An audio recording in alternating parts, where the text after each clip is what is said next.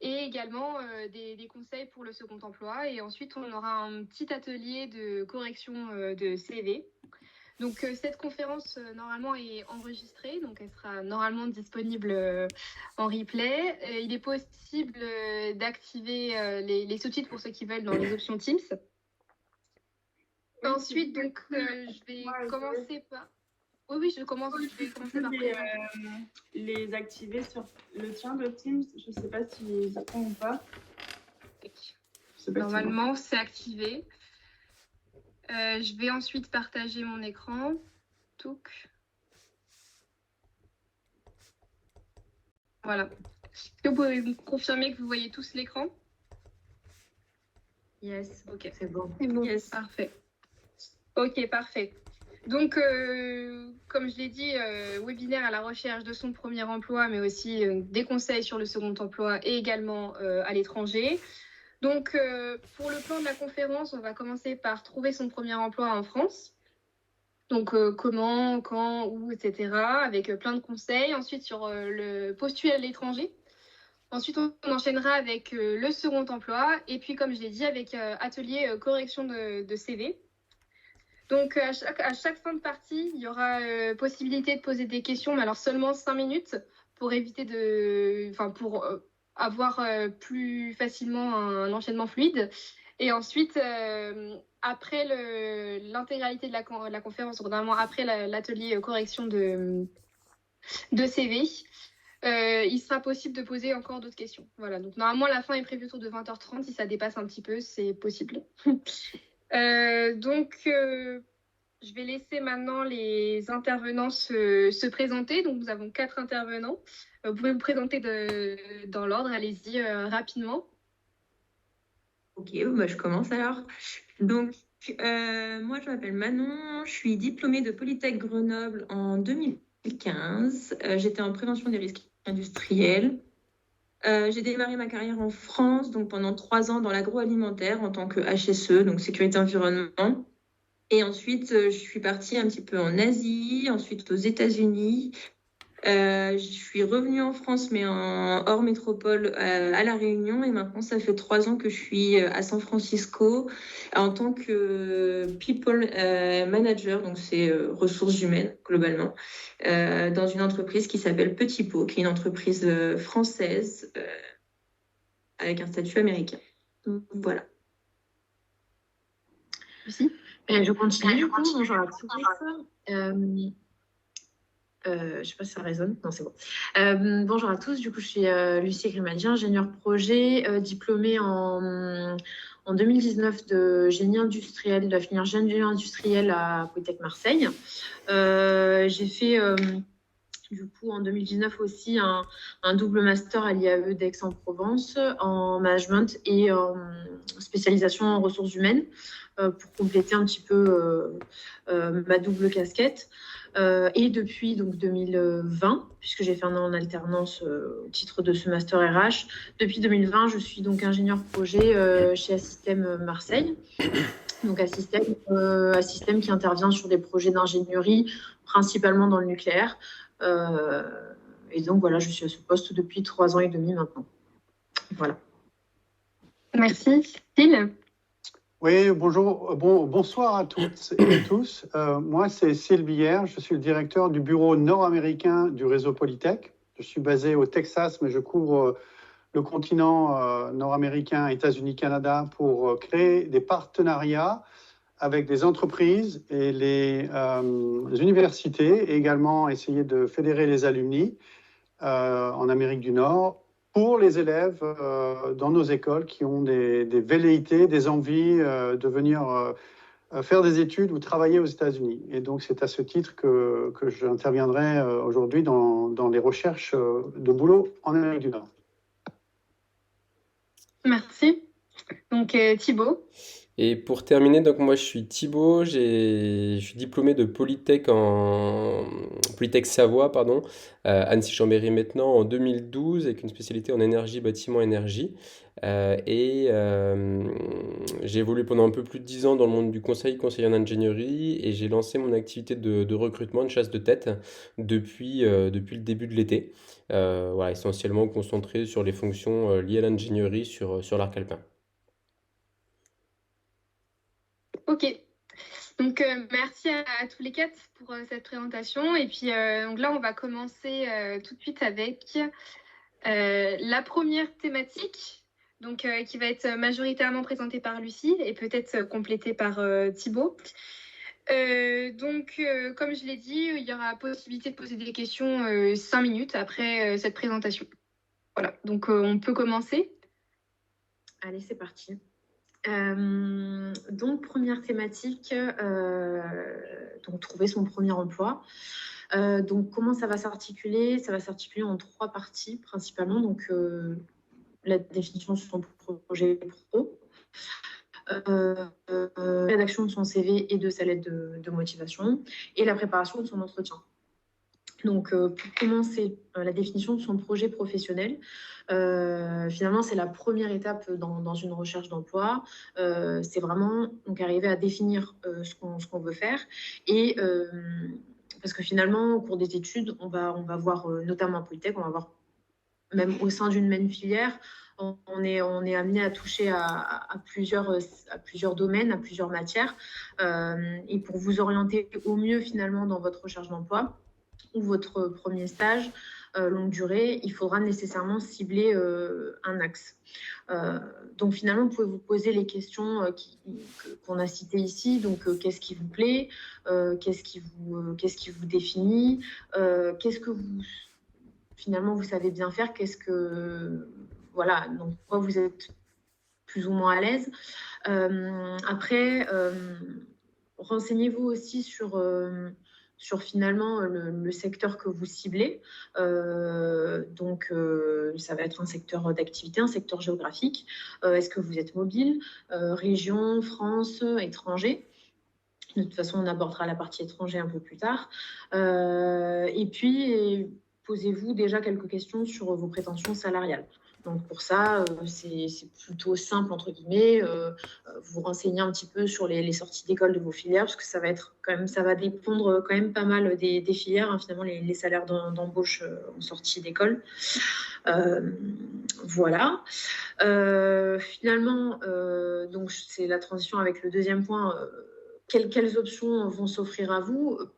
Pour savoir ça, il faut vous renseigner via, par exemple, les médias, LinkedIn, etc., sur les secteurs porteurs, les acteurs importants du marché que vous allez cibler, les tendances du marché aussi, les tendances de l'emploi, parce que voilà, le marché de l'emploi aujourd'hui, il évolue quand même assez rapidement, donc il faut vous tenir un petit peu informé de tout ça. Et donc, ça va aussi passer par des échanges avec les alumni que vous pouvez aussi contacter, évidemment. Et puis, échanger avec votre entourage. Enfin, voilà, tout est bon à prendre, on va dire. Et puis après, finalement, l'idée, ça va être le step au-dessus, ça va être donc de vous définir comme un plan d'action. Et vous poser les questions, est-ce que finalement je suis prêt à passer un step au-dessus? Est-ce que je suis prêt à prendre un poste qui n'est plus un poste d'alternant ou de stagiaire? Et c'est pas grave si vous répondez non, puisque moi, de mon expérience personnelle, j'ai aussi voulu continuer mes études parce que je me sentais pas forcément prête à vraiment passer ce step-là. Donc, vous pouvez aussi vous poser ces questions-là. Et puis, voilà, cibler les candidatures et privilégier la qualité, parce que finalement, vous pouvez aussi vous éparpiller à finalement répondre à 200 candidatures. Vous allez avoir l'impression, voilà, j'ai 0 retour, etc. Ça peut être un peu énergivore et un peu décourageant. Donc, essayez de cibler et de privilégier la qualité. Ça, c'est important pour garder aussi la motivation là-dessus. Et candidater de manière plus efficiente. Et puis le dernier point, c'est rester flexible et ouvert. Ça, évidemment, c'est important. Et de toute manière, dans la carrière, en général, ça va être important de rester ouvert aux opportunités. Des fois, ça peut être aussi quelque chose que vous n'aviez pas envisagé, qui peut être une belle opportunité. Je vous propose, pour rester dans le timing, de passer du coup à la partie CV et lettre de motivation. Peut-être que le temps de questions, on le fera à la fin de la thématique, ce sera peut-être plus simple. Donc maintenant que vous avez axé votre énergie dans la bonne recherche, l'idée c'est de candidater et surtout de retenir l'attention du recruteur, évidemment, puisque vous allez être finalement dans la masse de CV qui transitent. Donc voilà, l'idée c'est vraiment d'être efficace. Nous, quand on a préparé ce webinaire, on s'est posé la question on a aussi un peu débattu là-dessus. On a choisi ce soir de vous présenter un axe en disant voilà, de rester plutôt sobre sur le CV, d'oublier les templates farfelus sur Canva. Enfin, Canva, ça peut être bien, mais voilà, rester quand même sobre là-dessus, parce que la forme ne doit pas noyer le fond. Faire attention, ça c'est un détail, mais ça peut aussi faire la différence. Faire attention même quand on envoie le fichier, donc on n'envoie pas un Word, on renomme le CV aussi, on met son nom, on met l'entreprise à laquelle on envoie le CV, etc. Ça, c'est vraiment des petits détails, mais qui feront la différence. Et puis après, sur le contenu du CV, voilà, il faut aller à l'essentiel. Souvent, en sortie d'école, on a juste entre guillemets, et c'est normal, les jobs d'été, les stages, etc. Tout ce qui est job d'été, faut pas non plus, faut essayer de grouper un petit peu les expériences. C'est bien.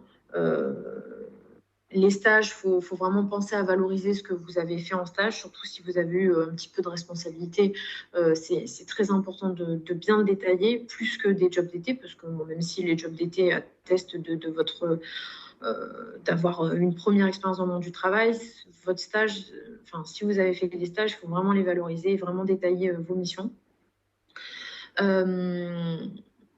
Voilà, après sur le CV, voilà, une dernière chose aussi, il n'est pas rare de devoir adapter et modeler le CV suivant l'offre, parce que des fois, vous allez pas forcément candidater toujours au même type de poste.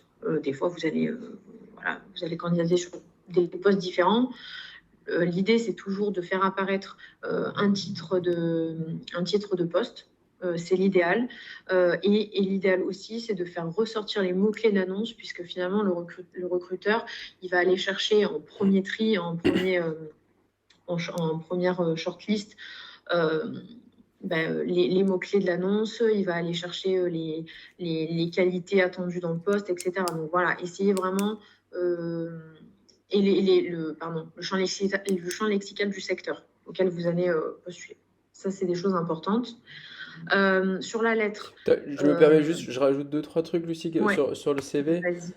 pour juste venir compléter ce que tu as dit et que vous ayez un ordre de grandeur de pourquoi c'est important de suivre les conseils de Lucie. C'est qu'un recruteur, dans sa journée, je pense qu'il va ouvrir entre 50 et 100 CV par jour, quasiment au minimum. Donc ça, c'est une notion qu'on n'a pas forcément en tête. En se disant, bah, ouais, mon CV, bah, c'est clair, il va avoir le temps de le lire. Non, la plupart des recruteurs, ils ouvrent des CV à l'appel. Donc c'est pour ça que c'est hyper important, effectivement, que ce soit clair, qu'il n'ait pas à essayer de comprendre qu'est-ce que vous avez fait, comment vous l'avez fait, pourquoi vous l'avez fait, qu'est-ce que vous avez réussi à faire, qu'est-ce que vous n'avez pas réussi à faire. Donc ça, c'est vraiment important là, que ce soit vraiment droit au but. Et c'est pour ça que je rajouterais aussi dans les conseils, c'est votre CV. Faites-le relire par quelqu'un. De toute façon, c'est un conseil qu'on donne dans quasiment tout. Voilà, la lecture croisée est hyper importante, d'autant plus dans le CV, parce que dans le CV, ce qui est important de faire ressortir, c'est vraiment qu'est-ce que vous avez fait. Et pour vous, ça va être très clair parce que c'est vous qui l'avez fait, donc il n'y a pas de doute que vous savez ce que vous avez fait. Par contre, des fois, c'est pas forcément simple de l'exposer, donc je trouve que c'est toujours aussi important de l'envoyer à quelqu'un en lui disant, bah, tiens, dis-moi ce que tu as compris de ce que j'ai fait, est-ce que ça veut bien dire ça, est-ce que ça veut bien dire ça, sans trop l'aiguiller non plus, justement, pour que voilà, son regard critique, bah, voilà, on soit sûr que ce qu'on a écrit, c'est compréhensif et ouais, c'est clair. Parce que voilà, comme dit, une fois que enfin, quand c'est nous qui avons réalisé l'activité, voilà, pour nous c'est très très logique, il y a pas lieu à des débats, mais dans la façon de le présenter, dans la façon de le rédiger, il peut y avoir ce débat-là. Donc voilà, moi le conseil aussi que je peux vous donner, c'est de vous challenger entre vous, de vous partager vos CV pour être sûr que, voilà, qu'ils sont clairs et bien compréhensifs. Oui, c'est ça. Et pour aussi ajouter, enfin, compléter la partie CV, effectivement, le faire relire, ça peut aussi aider à déceler, bah, typiquement quand vous allez faire un stage dans une société qui n'est pas forcément un grand groupe ou un groupe, voilà, un groupe qui est connu du grand public, c'est toujours bien, voilà, de préciser sur le CV le secteur d'activité de la société. Ça peut être une petite structure ou voilà, quelque chose, au moins tout le monde a le même niveau d'information, et aussi si vous avez bossé sur un projet, préciser le budget du projet. Voilà, c'est des éléments qui vont permettre en fait aux recruteurs de vraiment se rendre compte dans quel contexte vous avez travaillé. Puisque d'un projet à l'autre, d'un secteur à l'autre, c'est pas du tout les mêmes enjeux, et ça va pas mettre en valeur les mêmes choses sur votre capacité votre capacité de travail, par exemple.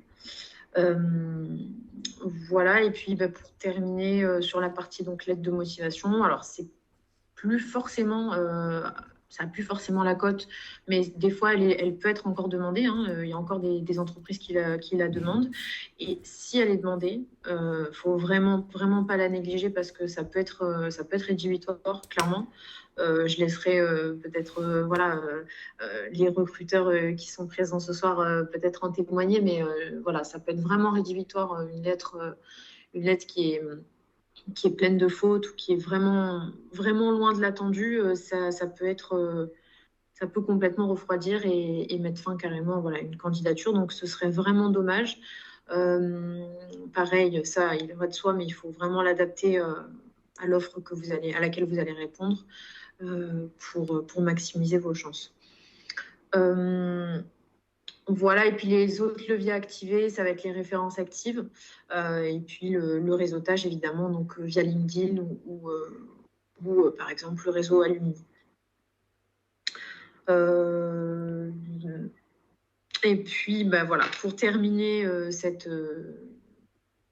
thématique premier emploi, on a fait un focus du coup sur l'aspect marketing de soi. Donc finalement, quand on a tout bien préparé, donc en amont, on a ciblé notre recherche, on a ciblé le bon poste et on a ciblé, on a réalisé un CV et une lettre à l'attendu. Donc on pense être à l'attendu, et qu'on a été du coup retenu pour un entretien. L'idée, c'est voilà de se préparer vraiment au mieux parce que c'est là que finalement tout se joue, puisque en général vous êtes quelques-uns, on est quelques personnes sur un poste, donc finalement faut vraiment arriver à ce qu'on se souvienne de nous et il faut arriver à se démarquer. Donc évidemment, mais on le rappelle, faut se renseigner un maximum sur l'entreprise et préparer, voilà, on le dit toujours, mais c'est très très bien d'arriver avec une petite question sur un sujet qui n'a pas été abordé dans l'offre, ou une question, ça peut être une question par exemple sur l'équipe qui va travailler, avec qui vous allez, si vous êtes retenu, travailler, etc. Voilà. Des choses qui ne sont pas forcément indiquées, mais qui prouvent que vous êtes posé des questions sur ce poste-là. Attention, question bateau. Voilà, vaut mieux rien dire que poser une question vraiment qui était évidente ou qui était déjà indiquée dans l'offre. Si on arrive à trouver les infos, se renseigner sur la culture de l'entreprise et du secteur visé, les concurrents, les partenaires, etc. Ça, c'est des infos aussi qui sont bonnes à prendre. Si on a l'info, connaître son interlocuteur, c'est toujours bien. Donc ça, c'est sur la partie un petit peu environnement extérieur. Sur soi, plus particulièrement, bosser bien votre pitch finalement parce que forcément en entretien, ça commence par, en général, présentez-vous. Donc, il faut arriver à se pitcher un peu. C'est un exercice aussi, mais arriver à se décrire en quelques phrases, être assez pertinent et succinct à la fois. Donc, ça peut être un exercice, mais ça se travaille. Et puis, voilà.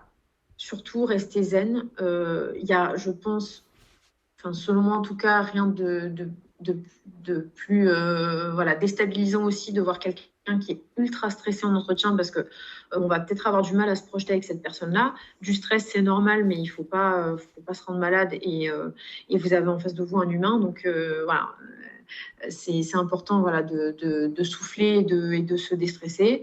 Et puis généralement, la personne en face de vous, elle va vous mettre à l'aise. Et si elle le fait pas, c'est que finalement, c'était pas la bonne entreprise. Donc, faut vraiment pas s'angoisser, se faire un sang d'encre pour un entretien. Voilà, arriver sans être évidemment trop présomptueux ou trop sûr de soi à l'extrême. Mais voilà, dans un bon juste milieu, c'est ce qu'il faut. Une tenue adaptée. Et ça, ça va de soi, mais même en visio, parce qu'on le verra. Il n'y a rien de pire que quelqu'un qui arrive vraiment dans une tenue qui nous semble vraiment inadéquate et on ne pourra jamais vous reprocher d'être trop bien habillé. Hein, voilà. Favoriser l'écoute active, la prise de notes pour vraiment montrer aux recruteurs que vous êtes vraiment intéressé, que vous ne venez pas parce qu'il faut postuler et que derrière vous avez 30 autres entretiens, même si c'est vrai, faut vraiment jouer le jeu à fond. Et puis dans tous les cas, même si finalement vous vous dites finalement ça m'intéresse pas, jusqu'au bout en fait, parce que vous savez pas dans le futur déjà si vous allez pas recroiser la personne, et puis vous savez pas, peut-être que vous changerez d'avis et que peut-être que c'est l'option que vous retiendrez, donc on ne sait jamais. Et puis vraiment exprimer sa motivation pour le poste et être vraiment franc et clair là-dessus. Et puis pour terminer, en off, vous débriefez, faire votre petit débrief de ce que vous avez réussi et moins réussi dans cet entretien pour vous améliorer pour les autres entretiens que vous allez passer quand vous allez être en recherche active en septembre probablement. Et puis, ce qui est bien aussi, c'est à J+1, J+2, en tout cas quelques jours après, recontacter le recruteur s'il ne vous a pas recontacté pour un petit mail de synthèse et rappeler votre motivation. Voilà, c'est jamais une mauvaise idée. Donc, voilà, Thibaut, si tu veux, est-ce que tu veux ajouter quelque chose ou pour toi c'est bon?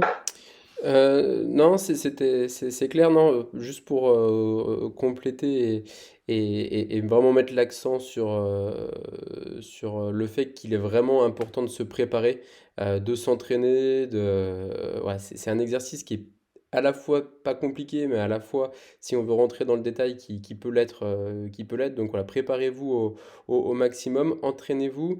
Et ce que je veux juste rajouter, c'est qu'un entretien, surtout en physique, voilà, c'est ce que j'aime à dire, c'est qu'il commence quand on quitte son appartement jusqu'à ce on y revienne. Tout est important. Tout est important, sa façon de se... Ouais, c'est du détail, mais enfin, qui peut paraître du détail, mais qui n'en est pas.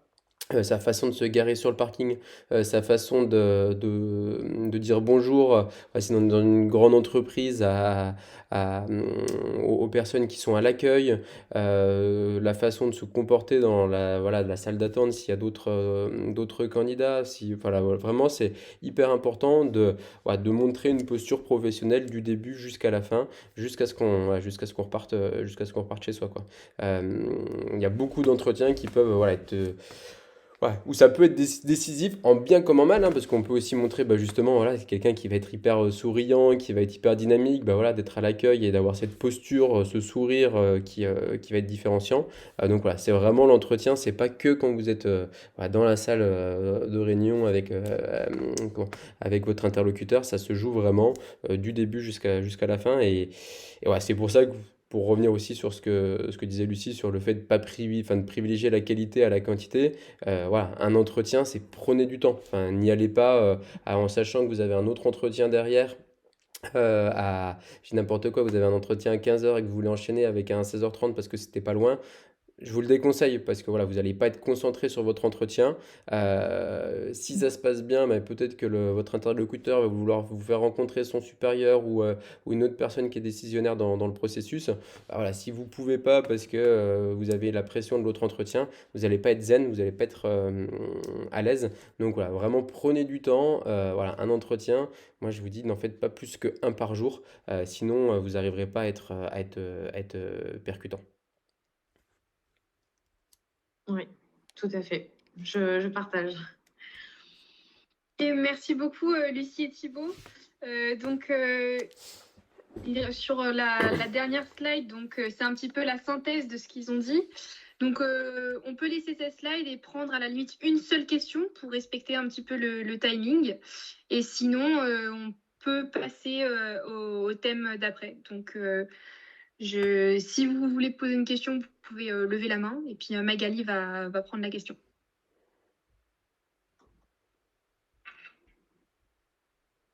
Peut-être qu'il n'y a pas de questions. Peut-être que c'était extrêmement clair. En tout cas, ça l'était de mon côté. De toute façon, il y aura le moment d'échange à la fin du webinaire. Ok. Il y a d'autres questions qui vous viennent. Et sinon, vous pouvez aussi les écrire dans le chat. Ok. Bah, du coup, si pas de questions, on peut passer à la thématique d'après. Donc, la prochaine thématique, là, on va être sur postulat à l'étranger, qui va être présentée par Manon et Cyle. Donc, Manon et Cyle, c'est à vous, je vous laisse la parole. Oui, très bien. Alors, je vais prendre la parole en premier et puis Cyle va compléter sur les slides au fur et à mesure. Je te laisse passer juste à la slide d'après. Merci. Donc, globalement, déjà, tout ce qui a été dit précédemment par Lucie et par Thibaut est aussi applicable à un poste à l'étranger. Tout ça, ce sont des très, très bons conseils à garder en tête. Avec Cyle, on a identifié en préambule quand même deux différences majeures dans le fait de postuler à l'étranger. Le premier, c'est toute la partie documentaire, toute la partie finalement administrative. Donc évidemment, on a en tête quand on souhaite s'expatrier, quand on souhaite travailler à l'étranger, c'est qu'on ne peut pas travailler à l'étranger en un claquement de doigts, on a besoin d'une autorisation de travail pour travailler. Donc là, c'est valable pour les États-Unis, mais évidemment, c'est quelque chose qui est valable dans tous les autres pays. On a besoin d'un visa de travail. Et donc, cette partie-là va nécessiter en fait un engagement d'une entreprise, parce que la plupart du temps, un visa va s'obtenir avec l'entreprise dans laquelle on postule. Donc ça, c'est juste pour l'avoir derrière, en fait, on cherche et un emploi et un sponsor pour un visa. Donc, ça va nécessiter vraiment derrière un engagement de l'entreprise d'un point de vue financier, puisqu'un visa, ça coûte de l'argent. Souvent, ça coûte assez cher. Pour donner un ordre de grandeur aux États-Unis, ça peut coûter entre 3 000 pour les visas vraiment les plus courts et les plus basiques, jusqu'à 15 000. Jusqu'à $15 000. Donc, c'est vraiment un engagement financier de la point de vue de l'entreprise et un engagement administratif. Donc, voilà. Le deuxième point qu'on avait aussi identifié et qui est à garder en tête quand on souhaite s'expatrier, c'est tout ce qui est l'aspect différence culturelle, logistique et financière. Donc ça, c'est au moment où on va commencer à postuler dans un pays. Alors, ça dépend. Hein, parfois, on peut avoir une vision très large et s'ouvrir à tous les types de pays selon les postes qui sont proposés, ou parfois, on a très envie d'aller dans un pays spécifique. Dans tous les cas, c'est important de se renseigner sur la culture sur la culture du pays. C'est important de se renseigner aussi sur la partie logistique. Donc, cette partie-là, c'est à avoir en tête, hein, tout ce qui est recherche d'emploi, mais aussi couverture médicale, etc. Donc, ça, c'est des choses qu'il faut garder en tête. Et puis, la partie financière. C'est important aussi, quand on postule à l'étranger, de savoir quel est le niveau de vie financier d'un pays. Par exemple, pour donner un exemple spécifique sur les États-Unis, la vie est très chère, principalement. Donc, moi, je suis localisée en Californie. La vie est très, très chère en Californie et c'est important aussi de l'avoir en tête quand on postule, et aussi même plus loin, on en parlera après, mais quand on accepte une offre d'emploi, parfois les salaires peuvent paraître assez impressionnants parce que ils sont loin finalement de ceux de la France, mais il faut qu'ils restent en accord avec l'aspect financier du pays et la vie sur place. Là-dessus, je peux peut-être laisser la parole à Syl rapidement sur le portail PAM, parce que du coup, tu auras plus d'infos sur ça. Tu peux en donner. Oui, absolument. Alors, le portail PAM, c'est un outil qu'on est en train de mettre en place à Polytech America, qui est un site destiné aux élèves des écoles Polytech. Vous y accédez avec un filtre adresse universitaire, donc l'adresse Polytech ou universitaire d'affiliation, et où on commence à renseigner dans ce site. On a des infos sur la vie en Amérique du Nord, y compris ce à quoi faisait allusion ici Manon, la partie financière, les visas, etc. Donc c'est un outil pratique qui a vocation à être de plus en plus nourri au fur et à mesure de mon travail ici en Amérique, et que je recommande à tous ceux qui sont en train de construire un projet en Amérique du Nord. Voilà. Merci. On a également cité, alors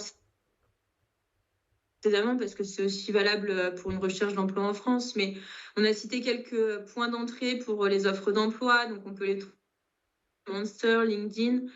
LinkedIn fonctionne de plus en plus pour parler spécifiquement sur les États-Unis. On a beaucoup de recherches via cette plateforme. Les alumni, comme ça a été cité par Lucie. Les pages carrières dans les sociétés, si vous avez une société spécifiquement qui vous intéresse, c'est important d'aller voir toujours sur le site web la page carrière sur laquelle il y a toutes les offres d'emploi et vous pouvez cibler par des filtres les pays. Il y a les offres de VIE qui se font par Business France. Donc les offres de VIE, si je ne me trompe pas, on peut y postuler jusqu'à la fin de ses 28 ans, il me semble, juste à la veille de ses 29 ans. Donc ça, c'est aussi un très bon point d'entrée quand on souhaite partir à l'étranger. C'est vraiment super comme donc pas hésiter à rechercher via Business France. Il y a les chapitres French Tech et puis les job boards des chambres de commerce. On a cité CIE, c'est un sponsor de visa aussi. Donc les job boards des chambres de commerce et des sponsors, c'est aussi un très très bon moyen de trouver des offres d'emploi, puisque nous, les entreprises, par exemple la mienne, dès qu'on a une offre d'emploi, on la poste sur la chambre de commerce de San Francisco, par exemple. Voilà. Je voudrais insister sur les VIE. Donc, ce sont des offres d'emploi dans les grandes entreprises françaises partout dans le monde. Donc là, on parle d'Amérique du Nord, mais vous pouvez en trouver à Singapour, où vous voulez, sur le site de Business France. C'est un vrai outil parce que Business France s'occupe de tout. C'est un package qui est vendu à l'entreprise française. Et donc, il s'occupe du visa, il s'occupe d'indexer votre revenu au pays de destination, hein, ce dont parlait tout à l'heure Manon. Et donc, moi, j'ai trouvé beaucoup de gens en Amérique du Nord qui sont venus par le biais d'un VIE, qui ont été embauchés par l'entreprise, qui les avait testés sur un VIE. Donc, c'est une vraie passerelle vers l'Amérique, pour ceux que ça intéresse. Celle que ça intéresse. Et je complète également sur la partie VIE, c'est aussi intéressant parce que d'un point de vue administratif, c'est un peu plus facile dans le sens où il y a une couverture française. C'est-à-dire que quand on est en VIE, on continue en fait d'être sur le régime français. Donc ça permet aussi une couverture santé, ça permet de maintenir ses droits au chômage, ce genre de choses. Donc ça, c'est aussi un point important et une arrivée en douceur dans l'expatriation. On peut passer à la slide suivante. Pour améliorer son CV, alors là, il y a aussi qui ont été dit précédemment. Donc là où on va avoir la différence, évidemment, c'est que le CV, en toute logique, doit être en anglais. Donc ça, c'est vraiment important, un anglais simple, mais un anglais efficace et vraiment professionnel. Il y a la question de la photo ou pas. Alors ça va certainement dépendre des endroits où on postule. En Californie, par exemple, si vous postulez dans le coin, c'est pas de photo.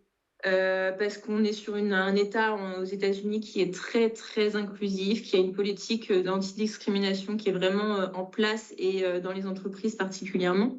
Donc, aujourd'hui, on ne reçoit plus aucun CV avec photo. On en reçoit même, pour donner un peu plus d'idées de la culture, on reçoit même des CV sans nom de famille pour éviter toute discrimination. Donc, voilà, ça va dépendre un peu des États où vous allez postuler. En tout cas, pour parler de la Californie principalement, c'est vrai que on tend de plus en plus vers le non-photo.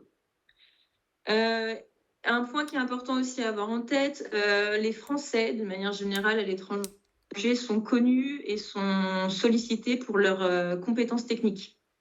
On reconnaît les Français dans leur capacité vraiment à être efficace en entreprise et avoir des compétences techniques importantes. Donc, d'autant plus quand on postule à l'étranger, c'est important que le CV ressorte ça et qu'on l'a résumé par le CV, tout le contenu doit dire « je suis ingénieur en ».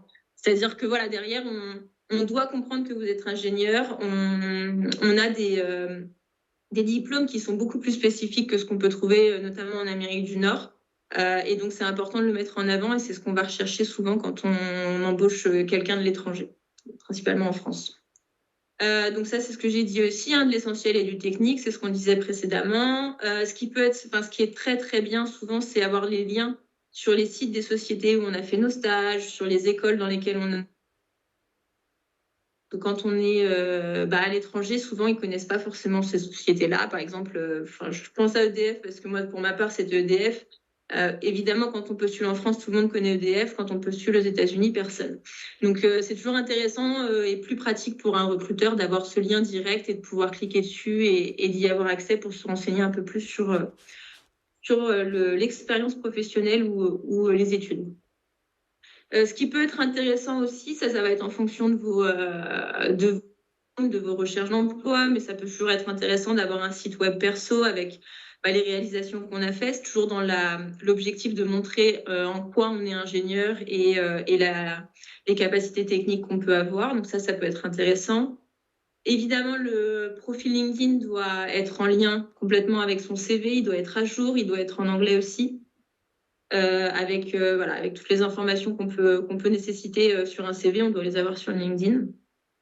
Éventuellement, ça c'est ce que disait Lucie et Thibaut, on reçoit en tant que recruteur, on peut recevoir jusqu'à 50 CV par jour, donc c'est énorme.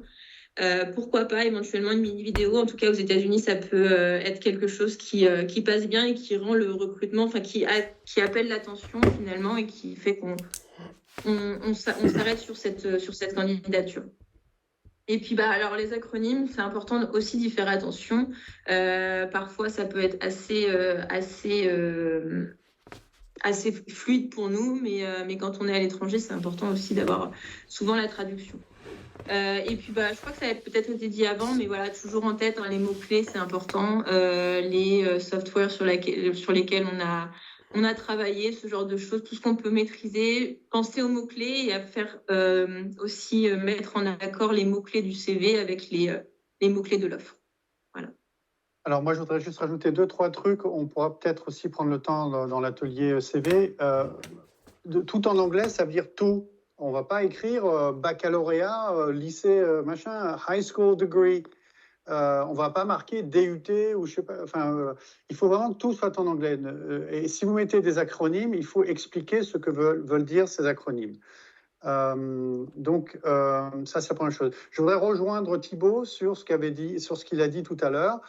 Il faut vraiment que votre CV, et ce que Lucie aussi a dit, il faut que sur votre CV, on ait la compréhension immédiate de ce que vous êtes.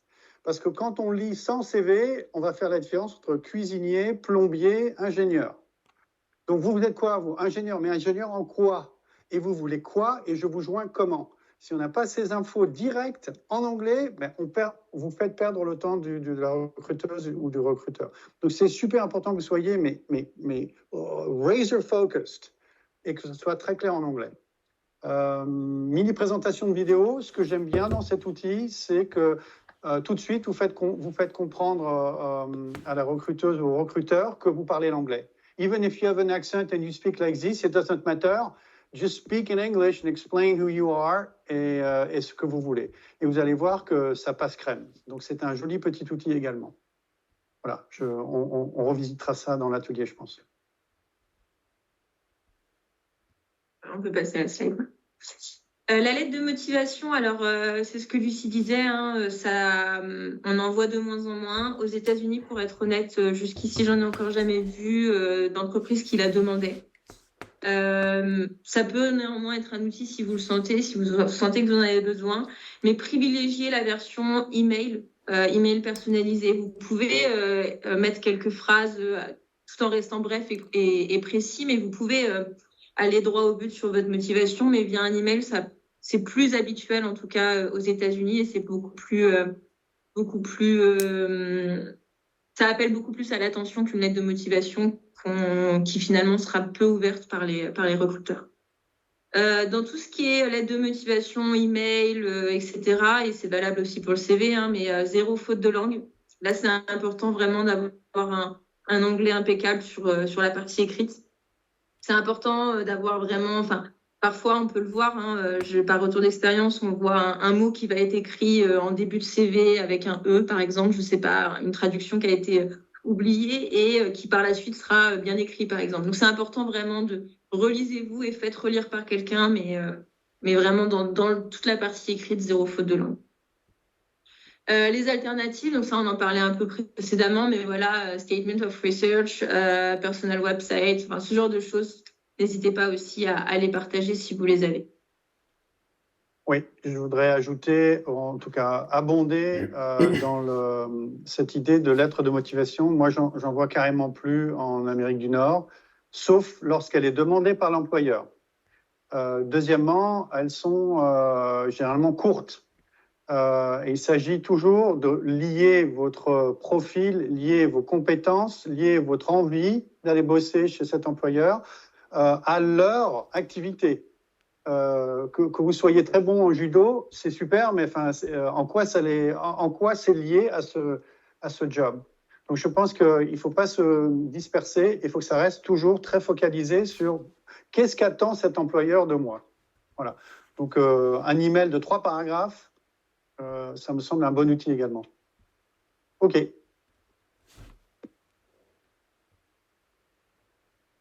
Ça, c'est là. Et pour réussir son ça, c'est la bonne partie. Ouais. Ça, c'est chouette.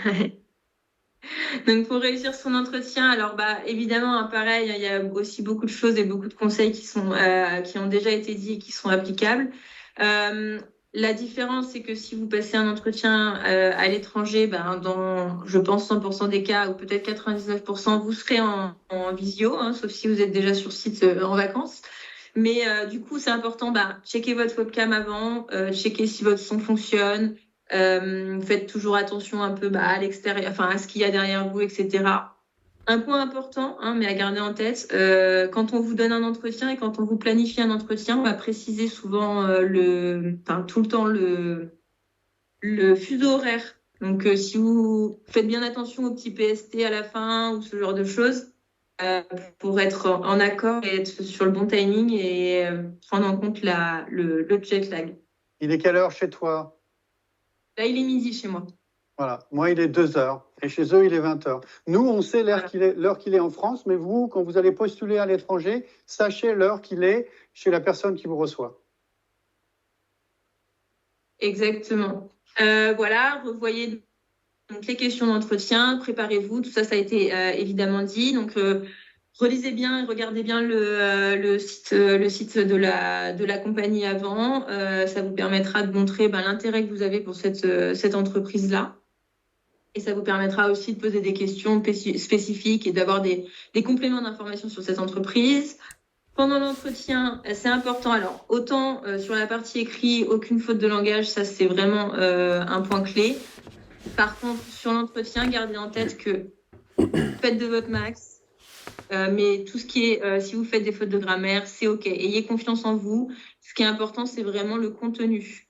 En plus de ça, alors là, je vais parler des États-Unis, mais les Américains sont vraiment super sympas et super tolérants sur l'anglais. Donc, n'ayez pas peur de ça. C'est pas grave. Tout le monde a des accents ici, hein. Tout le monde. Exactement. Moi, je suis dans une entreprise, je crois qu'il y a 3 Américains. Voilà, on est 40. Donc surtout, gardez en tête, accent, c'est pas un problème. L'English Grammar, vous faites de votre mieux. Préparez-vous avant, évidemment, mais faites de votre mieux. Et par contre, concentrez-vous sur le contenu. Donc, préparez bien votre CV, préparez bien vos expériences. Tout cet anglais-là doit être maîtrisé, mais concentrez-vous sur le contenu. Le sourire, alors cette fois-ci, on n'a pas l'opportunité effectivement d'aller se garer sur le parking, de dire bonjour à l'accueil, etc. Mais du coup, c'est valable aussi quand on arrive dans l'entretien en visio. Donc, c'est important d'être souriant. C'est important de remercier dès le début, de remercier pour son temps. C'est important aussi, n'oubliez pas de remercier à la fin pour le temps passé pendant l'entretien. Ça, on en a parlé aussi, mais vous risquez d'être nerveux, spécifiquement si vous êtes en anglais et un peu moins à l'aise en anglais. Donc, essayez de relax. Pensez que ce qui est important, c'est votre contenu. Ayez confiance en votre contenu dans le CV. Ayez confiance en vos capacités et en vos compétences techniques. Et le reste devrait rouler tout seul. Voilà. Et puis, si c'est important aussi, évidemment, vous allez avoir préparé votre entretien au préalable. Vous allez avoir préparé votre speech, votre anglais au maximum. Il n'empêche qu'on n'est jamais préparé à toutes les questions qu'on peut avoir. Donc, restez adaptable, restez flexible. Faites des phrases courtes. Surtout si vous n'êtes pas forcément à l'aise avec l'anglais, n'hésitez pas à faire des phrases courtes, c'est ce qui marche le mieux. Allez à l'essentiel et voilà. Pas juste des onomatopées, pas juste des yes or no, c'est pas yes, yes, no. C'est des phrases courtes, ça veut dire des phrases. Mais oui, mais courtes et autant que vous pouvez en faire, absolument.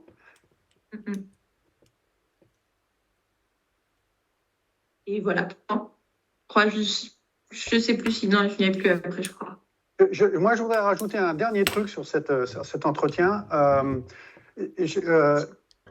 Thibaut et Lucie ont parlé de sérieux et d'ambassade, c'est-à-dire que dès le parking, dès le moment où vous serrez la main, vous regardez dans les yeux, etc., en personne ou en entretien, il y a cette idée de vous allez montrer quelle personne vous êtes 24 heures sur 24, enfin en tout cas au moins 12 heures sur 24, ou quand vous êtes au boulot. Donc on ait envie de bosser avec vous. Mais je dirais donc il y a ce sérieux et cette ambassade, mais il y a aussi l'humanité. Il faut bien que vous montriez vos qualités humaines. Et le sourire, c'est une façon de le faire. Vous n'êtes pas obligé de dire moi je suis ingénieur, moi je suis très qualifié, je suis ingénieur.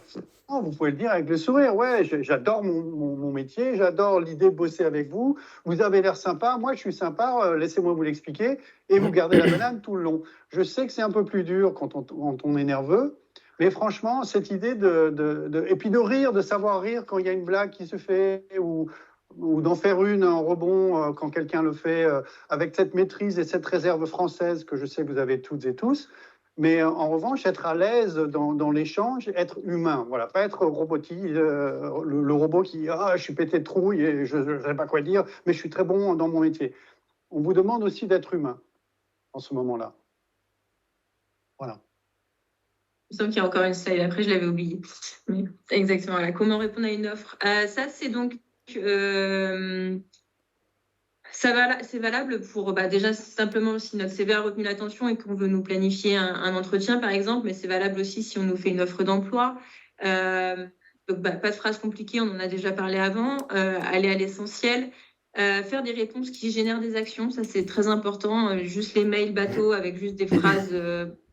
pour faire joli, c'est sympa, mais c'est mieux quand derrière on propose une action. Pensez, quand vous êtes vraiment focus sur le fait de postuler à l'étranger, pensez à mettre votre message vocal de téléphone en anglais. Et d'ailleurs, là-dessus, j'y pense, mais pensez aussi quand vous donnez votre numéro de téléphone à mettre le petit indice devant, le plus 33. Ça, c'est aussi important parce que même si ça vous semble maintenant évident, à l'étranger, pas forcément. Relancer poliment avec confiance. Donc ça, n'hésitez pas. C'est aussi quelque chose qui se fait beaucoup. Alors, relancez pas... il y a le petit mail pour remercier, pour résumer. Celui-ci fonctionne aussi pour postuler à l'étranger, évidemment. Mais ensuite, si vous n'avez pas de réponse, par exemple, au bout d'une semaine ou vous laissez passer le week-end, n'hésitez pas à envoyer un petit message pour avoir une petite relance sur la suite de votre candidature. Pensez à mettre votre signature de mail en anglais aussi. Ça, c'est important et ça permet de montrer aussi de ce côté-là votre motivation postuler à l'étranger et à encourager les entreprises à vous sponsoriser sur un visa. Voilà. Yes. Est-ce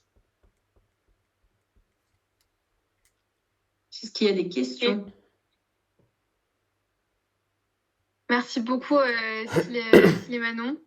Donc oui, comme demande Manon, est-ce qu'il y a des questions? On peut en prendre une. Et sinon, comme tout à l'heure, ça pourrait être à la fin ou dans le chat. Voilà. Moi, j'ai une question pour Cyle, c'est Delphine. Yes. Le portail que tu as mis dans le chat, c'est ouvert qu'aux étudiants? Il faut une adresse universitaire pour y aller, effectivement. Et, donc, je suis désolé. Si tu veux, on croisera pour que je te montre ce qu'il y a dedans. Mais effectivement, c'est pour l'instant pas ouvert à ceux qui n'ont pas d'adresse universitaire. C'était la seule façon qu'on avait de trouver un filtre pour que les gens des autres écoles n'abusent pas des connaissances que nous glanons pour nos élèves à nous, à Polytech. Ça va. Et il y a possibilité de l'ouvrir aux alumni ou pas du tout? Let's talk about it. I'm not sure how to do it, but let's figure it out. Ok, thank you. Ok, top, merci. Du coup, ce que je vous propose, c'est qu'on passe à la dernière thématique, à l'issue de laquelle, pareil, vous pourrez poser des questions si vous le souhaitez. Surtout, n'hésitez pas, hein. Je pense que les intervenants et intervenantes seront très, très contents de vous répondre. Voilà, donc la dernière thématique, donc, pour le second emploi, donc c'est Thibaut qui va nous présenter ça. Je t'en prie, vas-y Thibaut. Ouais, je vais essayer je vais être rapide comme ça nous laissera du temps pour les questions et l'atelier CV, surtout que voilà, je veux juste venir appuyer aussi ce qui a déjà été dit, parce qu'il y a beaucoup de similitudes entre le premier emploi et mine de rien aussi avec ce que Cyle et Manon ont pu raconter sur l'Amérique du Nord et l'étranger. Ce qui est pour moi important sur ce sujet de deuxième emploi, c'est comment? Vous allez, à l'issue de votre première expérience, gagner aussi de la connaissance sur vous-même, sur qu'est-ce qui est important pour vous, qu'est-ce qui vous définit, voilà, quel est l'environnement professionnel dans lequel vous avez envie d'évoluer. Même si en général, et c'est ce que disait, pour reprendre Cyle aussi, ce que disait Cyle aussi, c'est pas forcément d'être des robots, parce que normalement l'écart entre ce qu'on est dans la vie personnelle et ce qu'on est dans le monde professionnel, elle doit pas être grande, parce que sinon, voilà, on va être très malheureux au travail ou très malheureux dans sa vie perso, je sais pas, mais voilà, c'est important d'être soi-même et de se sentir à l'aise dans l'environnement, parce qu'on passe quand même 10 heures de temps de travail au boulot. Donc voilà, il ne faut pas qu'on joue un rôle et qu'on a un rôle à jouer au quotidien. Donc vous allez vraiment continuer à gagner tout ça. Et donc voilà, c'est vraiment important de se connaître et du coup venir compléter un peu les questions que Lucie a pu vous présenter en début d'échange. Voilà, parce que c'est ce qu'on a marqué, hein, l'herbe n'est pas toujours plus verte ailleurs. Voilà, on peut avoir des choses qui nous agacent au quotidien, mais voilà, des fois, est-ce que c'est pas aussi le monde professionnel ou est-ce que c'est pas nous? Voilà, c'est ça qu'il faut bien se poser comme question. Moi, de retour d'expérience que j'ai souvent comme question, et des fois même j'ai des candidats qui me disent, bah non, je cherche pas vraiment de boulot, mais ça fait 7 ans ou 6 ans que je suis dans cette société, donc c'est le moment de changer. Mais pourquoi c'est le moment de changer? Enfin, il n'y a pas de moment précis pour changer de travail. Il faut vraiment que ce soit une volonté, une envie, un besoin. Pareil, quand je dis un besoin, c'est aussi quelque chose que je vois très souvent. C'est des gens qui attendent aussi trop longtemps avant de changer, avant de se dire, bah tiens, je vais changer. Et ça, c'est pas bon non plus, parce que derrière, on va pouvoir être voilà, quelque part un petit peu aigri, se fâcher ou ce genre de choses, et ce qui est jamais très bon. Donc voilà, vraiment se poser vraiment les bonnes questions et davantage encore même préparer, parce que j'ai envie de dire, quand on est jeune diplômé, on a la chance de se dire, bah voilà, je suis là pour découvrir, je suis là pour voir plein de choses. Après, voilà. Plus ça va venir avec le temps, plus on va pouvoir avoir des questions un petit peu pièges. L'innocence qu'on peut avoir sur la recherche d'un premier emploi sera peut-être des fois un petit peu moins tolérée sur la suite. Donc voilà, venir un peu avec des arguments et puis même on va avoir des mises en situation, des choses comme ça. Donc voilà, il y a des questions qui seront un peu plus challengeantes par la suite, que ce soit sur la rémunération, justement, je parlais du conflit, la gestion des conflits. Enfin voilà, il y a plein de sujets. Voilà, on va être sur des questions un peu plus professionnelles, quoi. Je te laisse passer Zoé, à la slide d'après. te plaît. Et voilà, et donc voilà, l'idée c'était aussi de mettre en avant les risques et aussi de venir compléter aussi ce que Lucie a dit tout à l'heure sur les références actives. Je ne sais pas si c'est quelque chose qui parle à tout le monde, ce qu'est une référence active, donc une référence active, et je pense que c'est valable aussi aux États-Unis, c'est valable vraiment partout dans le monde professionnel, c'est de se créer un réseau. Que ce soit des collègues, sa hiérarchie, voilà, quand vous aurez des rôles aussi managériaux, ses équipes, ses fournisseurs, ses clients, voilà, tout cet écosystème qui nous entoure, et ben, ça va vraiment être quelque chose qui va être hyper important pour son premier emploi, mais aussi pour la suite. Tout à l'heure, j'entendais que LinkedIn était aujourd'hui un moyen de recherche. Je crois que c'est toi, Manon, qui disais ça aux États-Unis. C'est vrai en Europe aussi, enfin, c'est vrai en France aussi en tout cas, de plus en plus. Donc n'hésitez pas aussi à demander des références sur votre profil, enfin à en donner et à en recevoir, parce que voilà, déjà vous aurez un LinkedIn qui sera propre. Et après, on a toujours peur ça c'est assez personnel, mais de dire voilà, qu'on recherche du travail, quand on est en poste, qu'on recherche du travail. Très souvent, on est chassé. C'est mon métier, donc je sais de quoi je parle. Très souvent, on est chassé, mais il faut, moi, c'est quelque chose que je dis toujours, c'est qu'il ne faut pas forcément attendre d'être, parce qu'on a toujours plus d'opportunités quand on est au poste que quand on recherche un poste. Ça, c'est quelque part, on va dire malheureux, mais c'est une réalité. Donc voilà, de ne pas avoir peur voilà, d'en parler à son entourage, de parler à son réseau, ben voilà, qu'on est en veille, qu'on se pose des questions, et voilà, pareil, d'avoir un argumentaire. Voilà, pourquoi je recherche du boulot, qu'est-ce qui me plaît un petit peu moins aujourd'hui, et c'est pour ça que je dis qu'il ne faut pas attendre trop longtemps, parce que voilà, quand on est vraiment en fed-up, c'est pas forcément top non plus. Mais voilà, ne pas avoir peur d'en parler, pour voilà, construire aussi petit à petit et ne pas rater une opportunité qui pourrait être intéressante, parce que on va pas se mentir, tout le monde recherche du travail.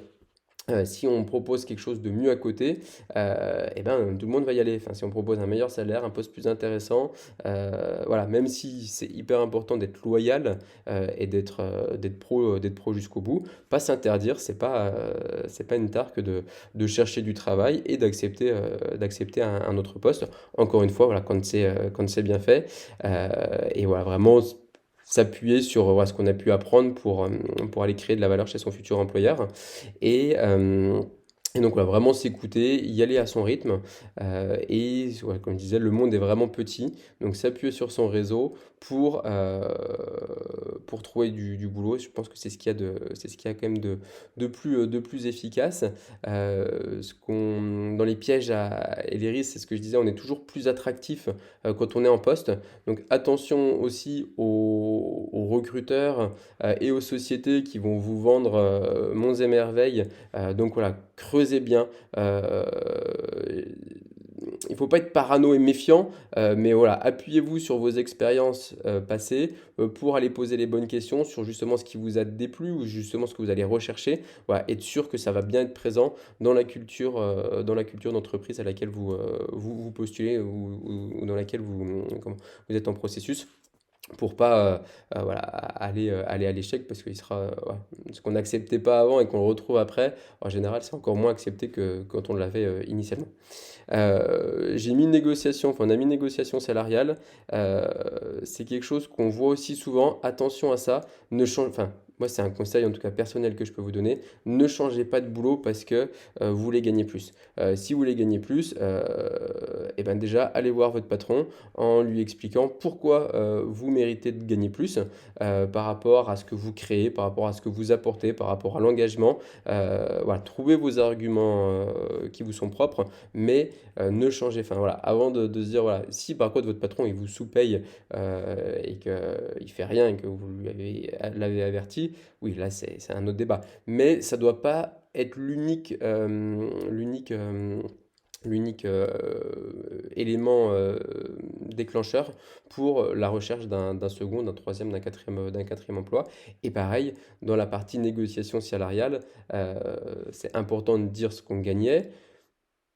Et encore, parce que quelqu'un qui gagnait beaucoup d'argent, mais qui demain se dit, bah tiens, je veux changer un peu de poste, bah ouais, ça peut faire peur. Donc voilà, l'idée, c'est vraiment, par rapport au poste, qu'est-ce que vous pouvez apporter, valeur vous allez pouvoir créer et d'être cohérent par rapport au marché. Mais voilà, moi j'entends trop souvent, bah voilà, je gagne 40 000 euros, donc bah là pour mon futur emploi, bah, je veux faire un gap, je veux gagner 45.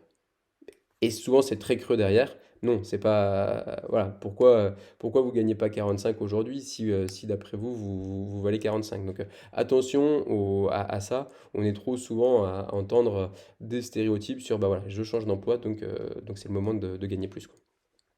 Donc voilà, vraiment, et pour terminer, voilà, vraiment à fond le réseau, LinkedIn, et construisez-vous aussi des références. Encore un exemple que j'avais aujourd'hui sur un poste voilà, plutôt haut niveau avec des responsabilités.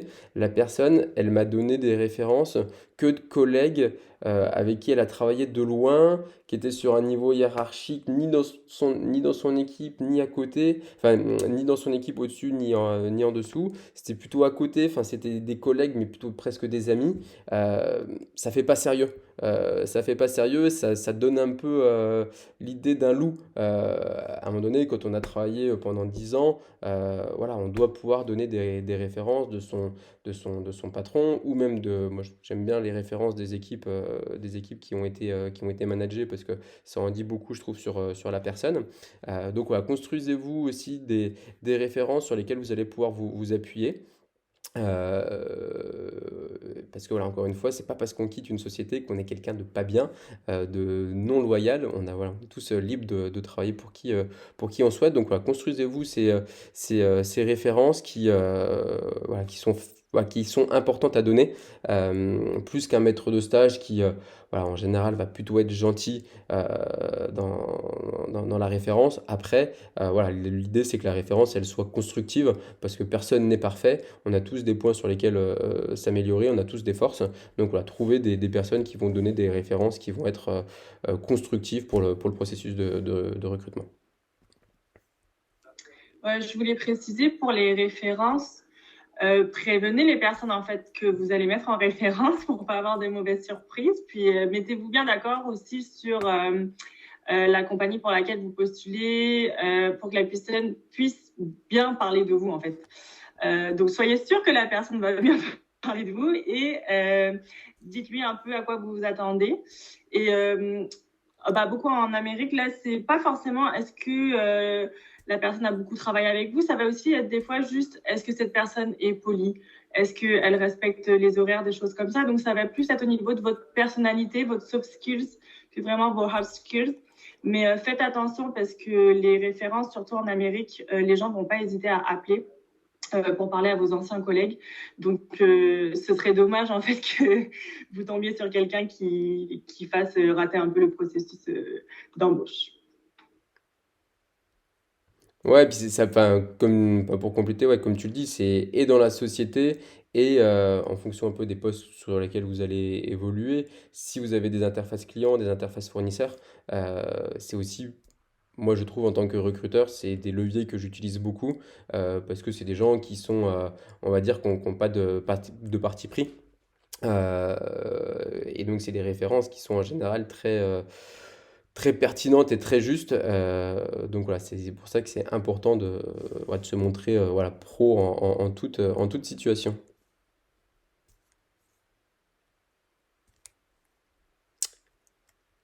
J'en ai terminé, Zoé, si tu veux passer à la Oui, suite. ok, merci Thibaut. Merci beaucoup. Donc là maintenant les trois, je veux dire, présentations majeures sont passées. Si vous avez des questions, alors ce qu'on peut faire, c'est que donc si vous avez des questions sur cette présentation, n'hésitez pas, comme d'habitude. Et là on va passer donc je vais dire au CV. Donc là, l'atelier correction de CV, ça va être donc les quatre intervenantes qui vont, je veux dire, échanger dessus avec des petits conseils, des petits tips, de manière, je veux dire, très très constructive. Et puis vous pourrez déposer même des questions, je veux dire, pendant si vous le souhaitez. Voilà, donc je vais passer tout de suite à l'autre. Donc là, c'est le CV. Vas-y, juste Magali, tu peux présenter si tu veux. Oui, donc on va passer à l'atelier de correction de CV. Donc d'une étudiante en gestion des risques à Polytech Grenoble. Et qui était, pour information aussi, à la recherche d'un stage, pas en Angleterre, en Angleterre, pas en Amérique du Nord. Et du coup, je vais laisser les intervenants interagir sur les différents éléments et les points qu'on pourrait corriger sur ce CV-là.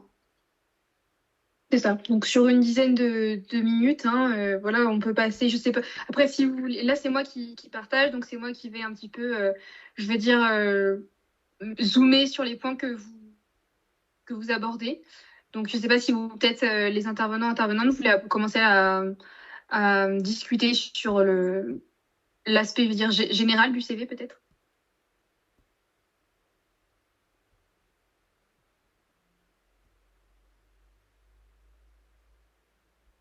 Alors, on a parlé de la photo. Il faut déterminer si c'est dans la culture du pays où on se destine, dans lequel on se destine, s'il faut l'enlever ou la garder. Et puis, si c'est un CV à l'étranger, il faut tout basculer en anglais. Donc ça, on l'a déjà dit. Sinon, en termes généraux, je pense qu'on est assez d'accord pour dire qu'il y a une cohésion graphique. Vous voyez que les titres, la police et la mise ah zut, le mot m'échappe. The overall look est bon. En revanche, dans certains environnements, on va vous dire c'est trop coloré, ou il faut que ce soit un petit peu plus sobre. Tout à l'heure, je crois, Lucie avait dit qu'il faut que ce soit bien sobre.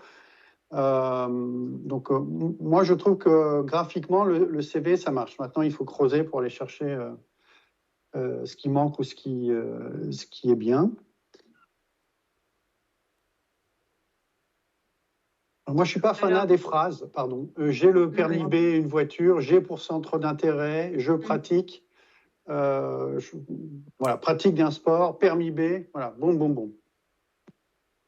Moi, alors là, du coup, c'est parce qu'en plus, c'est ma formation, donc j'ai la compétence technique sur le sujet, mais je trouve ça dommage sur la réalisation d'un document unique. C'est un point qui est très important et qui est très recherché, surtout sur un premier emploi dans la gestion des risques. C'est pas vraiment une compétence, c'est une réalisation déjà, et je trouve que ça serait intéressant de le mettre plus en avant. Typiquement, sur un CV, et j'imagine que c'est valable aussi pour d'autres types d'études d'ingénieurs, j'ai pas de doute là-dessus, mais typiquement, ce CV-là, je sais qu'on réalise d'autres choses, on réalise des études acoustiques, on réalise des documents uniques, et c'est dommage que ça ressorte pas et qu'il y ait juste un moment dans la compétence sur la droite, réalisation d'un document unique. Ça devrait presque être un truc à part avec tout ce qu'elle a réalisé comme chose technique. C'est pas une compétence, c'est une vraie réalisation. Et du coup, ça nécessiterait pour le coup un petit peu plus de détails.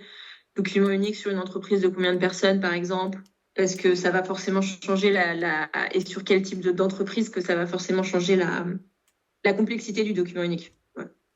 Et même potentiellement un lien vers ce document ou quelque chose qu'on puisse aller vérifier.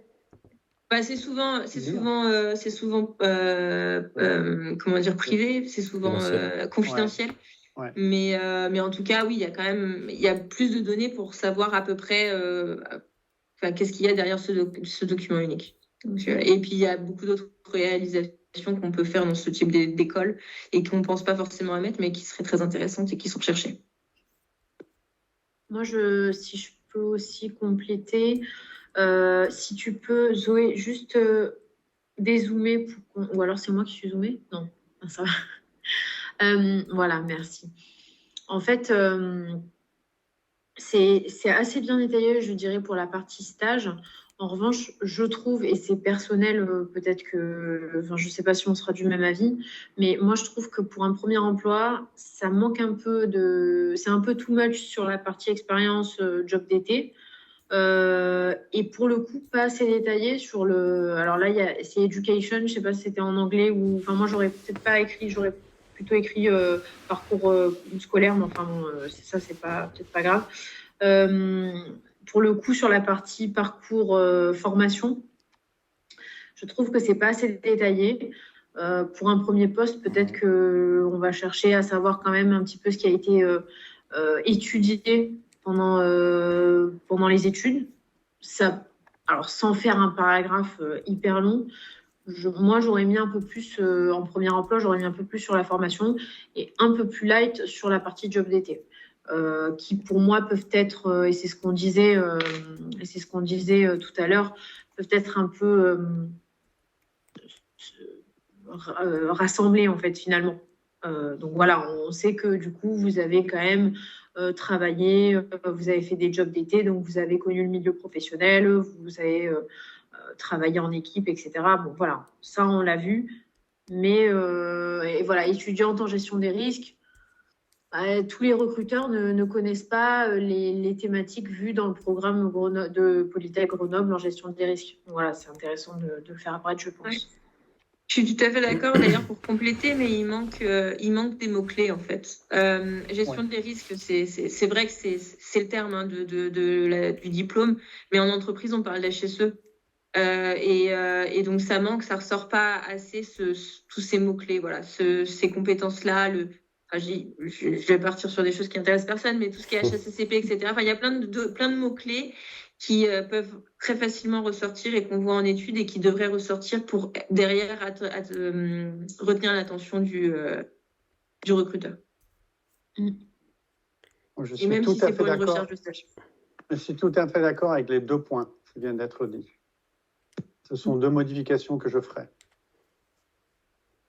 Ouais, Moi, j'aurais une juste petite pour, question. juste pour compléter, Zoé, rapidement, Ok. pareil, elle est bien partie sur le fait d'expliquer ce qu'elle recherche. Et je pense que c'est aussi, surtout sur un stage, c'est important de l'exprimer. Sauf que, enfin, après, c'est personnel, mais moi, je dirais plutôt quel type de société, quel type de stage elle recherche plus qu'une personne. Donc ça, ce serait le premier point. Et après, si elle tombe sur quelqu'un, et voilà, encore une fois, comme vous disiez tout à l'heure, l'idée, c'est de sentir bien, d'arriver préparé. Là, le recruteur qui pourrait être un peu tatillon, elle marque diplômée en septembre 2024. Septembre 2024, c'est pas encore arrivé. Donc aujourd'hui, elle n'est pas diplômée de Polytech Grenoble. Elle est en graduation, enfin elle est en cours d'être diplômée, mais elle n'est pas diplômée. Donc c'est du détail, mais voilà, voilà, en fonction de la personnalité, quelqu'un qui va pouvoir venir être un peu tatillon, un peu piquant, un peu challengeant, bah voilà, là, elle ouvre une porte pour se faire, pour se faire un petit peu challenger, quoi. Donc voilà, vraiment être très près, enfin c'est ce qu'on disait tout à l'heure sur voilà, le fait d'être précis, quoi. Il y avait une question. Oui, moi j'avais une question sur l'adresse en fait qu'on met dans la partie contact, du coup ici. L'adresse, en quoi elle est nécessaire et est-ce qu'elle est vraiment nécessaire ou pas à mettre dans un CV? C'est une très bonne question. Pour moi, l'adresse, elle est, enfin, c'est à titre personnel et encore une fois, comme on dit, on voit beaucoup de CV et pour moi, elle n'est pas nécessaire. Ce qui va plutôt être important, c'est d'exprimer ta mobilité. De dire Exactement. où tu vas rechercher du travail, parce que ça peut être un frein. Moi, des fois, je vois des CV où je dis n'importe quoi. Si, allez, justement, pour pas dire n'importe quoi, je vois un CV d'une personne qui est à Bayonne et je l'appelle pour un sujet à Mulhouse. Je me dis, ben, cette personne, ben, enfin, sur le papier, jamais ça va le faire. Enfin, elle est à Bayonne, voilà, je schématise un petit peu, mais voilà, cadre de vie hyper sympa pour aller à Mulhouse un peu moins sympa, je me permets parce que je viens de l'Est de la France, cadre de vie un petit peu moins sympa, donc ça va être ça peut, voilà, potentiellement ça met un filtre un petit peu négatif au fait d'appeler la personne, quoi. Donc moi je vous conseille ouais, plutôt de mettre la mobilité dans laquelle vous recherchez du boulot plus que où vous habitez, quoi. Exactement. Ouais. Mhm. Ouais, pour le coup, ça va être manquant dans ce CV-là. Bah, surtout si elle recherche en Angleterre, quoi. Et pour l'international, je dirais, d'abord, moi, j'enlèverais la rue, le 28 avenue Marcel Cachin. Enfin, là, c'est des infos perso. Stop. On donne pas d'infos perso, quoi. On n'est pas à ce niveau-là de la relation. Donc, Saint-Martin-d'Air, France. Comment on dirait en France, mobile si nécessaire, déménagement OK pour le bon emploi. En anglais, on dit relocation OK, ou will relocate. Voilà, et donc je m'aligne complètement à ce que vient de dire Thibaut, et j'enlèverai la partie perso qui est, j'ai pas besoin de. On va pas vous écrire une lettre, quoi. Donc, c'est l'email qui compte. C'est une super question. Je rebondis juste un peu sur ce que Lucie disait sur les expériences professionnelles. Je suis d'accord sur le fait que la partie, elle est un peu grosse. Ça rejoint aussi à ce qu'on disait pendant le webinaire. Mais par contre, ça peut être intéressant parfois. Typiquement, là, je le vois encore une fois sur la partie gestion des risques. Typiquement, dans les expériences professionnelles que cette personne a pu avoir, il y a énormément de choses qu'elle pourrait ressortir et affilier à la gestion des risques finalement. Je veux dire, agent d'entretien, finalement, il y a énormément de choses sur les produits chimiques, les choses comme ça, qui peuvent rapporter à cette entreprise et à cette formation ingénieur prévention des risques. Et donc, du coup, qui pourrait être un atout et montrer que finalement, on a acquis aussi des compétences techniques à ces moments-là, quoi. Et pareillement, ça ne c'est pas saillant dans l'expérience à Amsterdam. Assistance, ça parle pas ou peu de sa qualité d'ingénieur, et alors que je suis sûr qu'elle a fait des choses dans cette cuisine qui peuvent être liées à ses compétences d'ingénieur. Moi, si je peux compléter là sur le CV par rapport aux points, justement à ces points forts. Et pour moi, c'est un point fort, cette partie-là du CV. Je trouve que les quatre qualités qu'elle a citées, pour moi, sont pertinentes. Donc, en espérant que ce soit vrai, mais j'ai pas.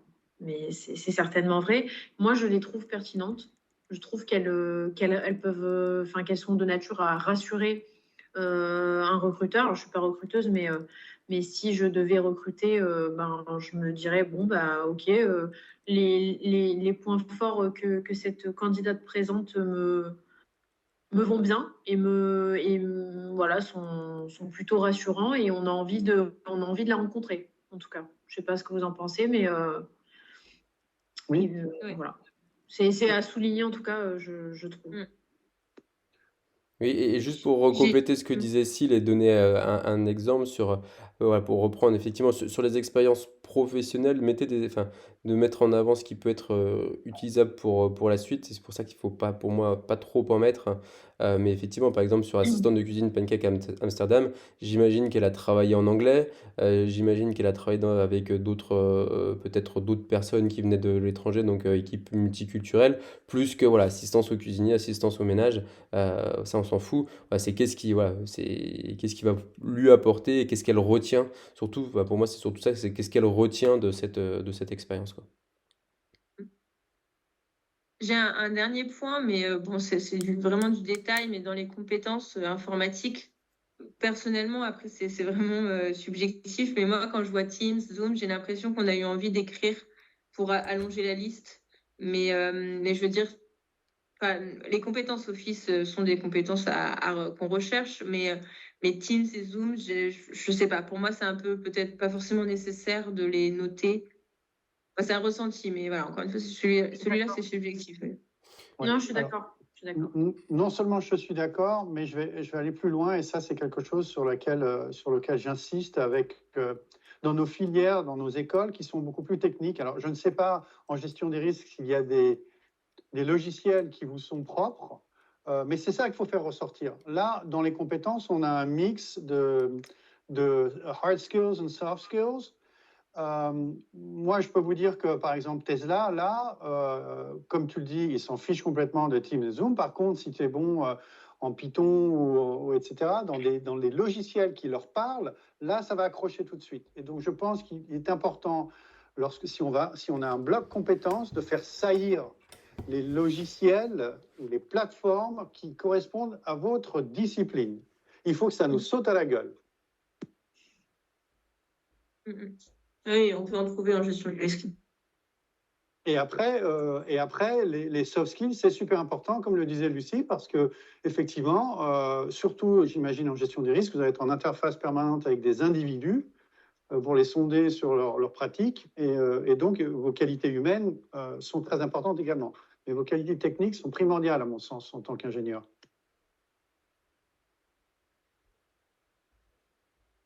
Ok, merci participants. Vous avez d'autres questions sur ce CV?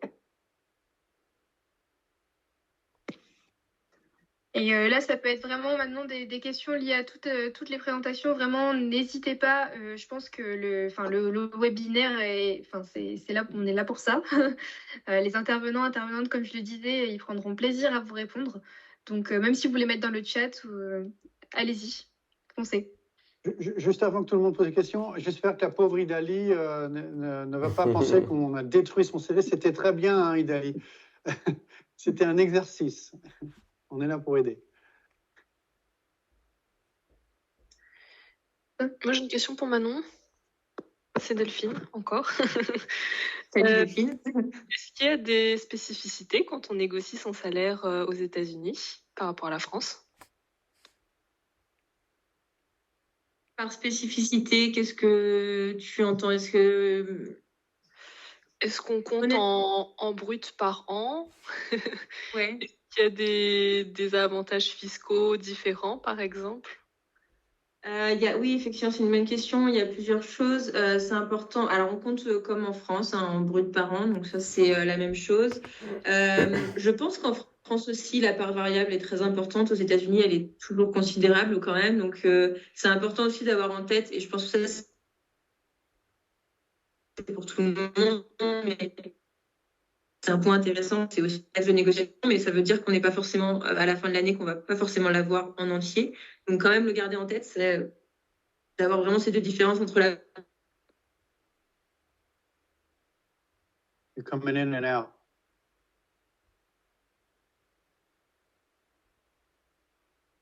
Houston, we've lost Manon.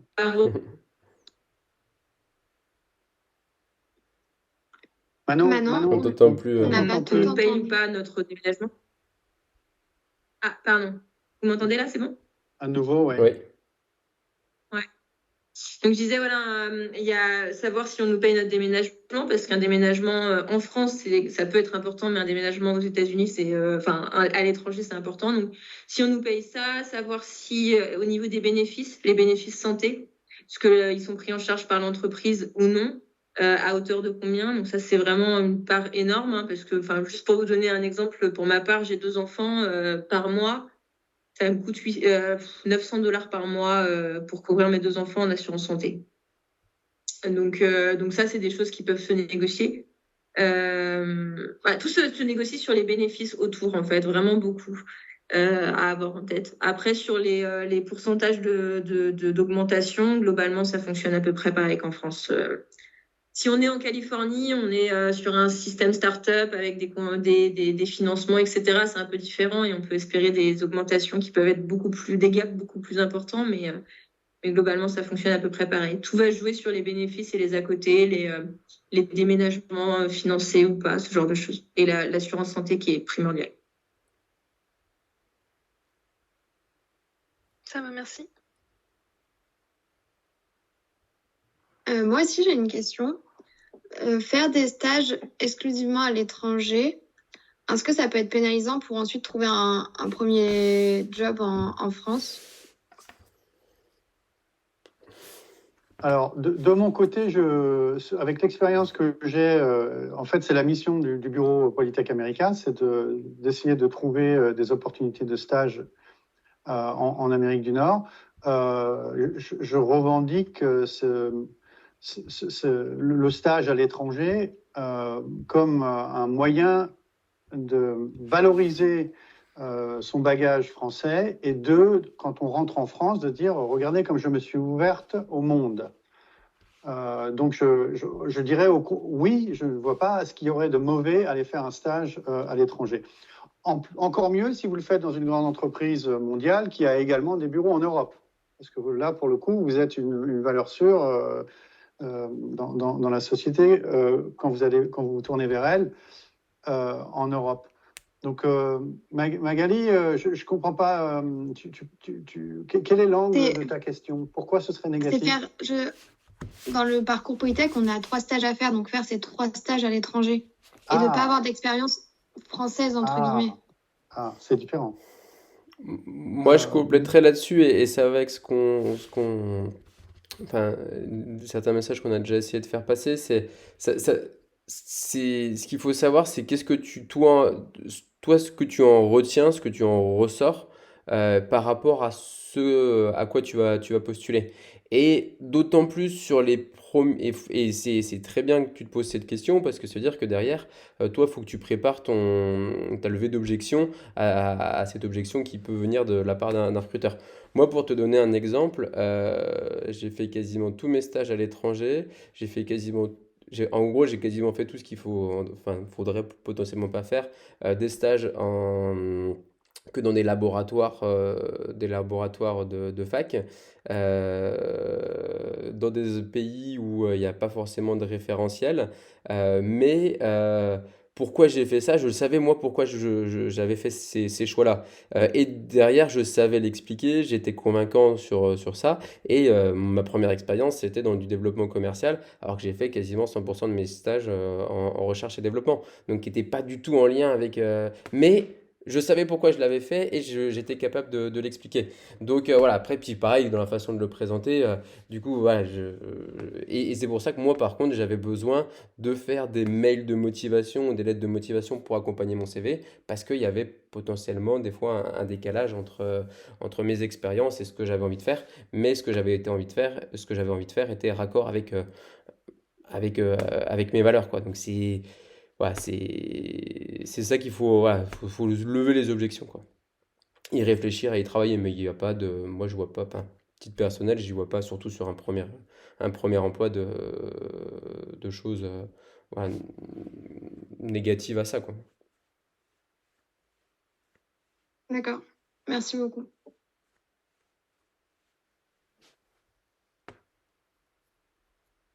Pour d'autres questions, maintenant, n'hésitez pas à prendre la parole directement. On a une question dans dans le chat. Je vais la lire pour que tout le monde puisse la voir. C'est en tant que jeune diplômé, sur quel point peut-on s'appuyer pour négocier le salaire de son premier emploi?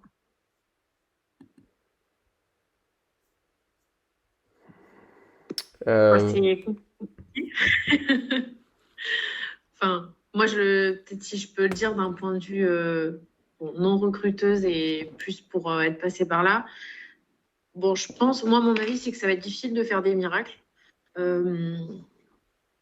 Vous allez pouvoir aller chercher 1 à 2 cas brut annuels en plus pour moi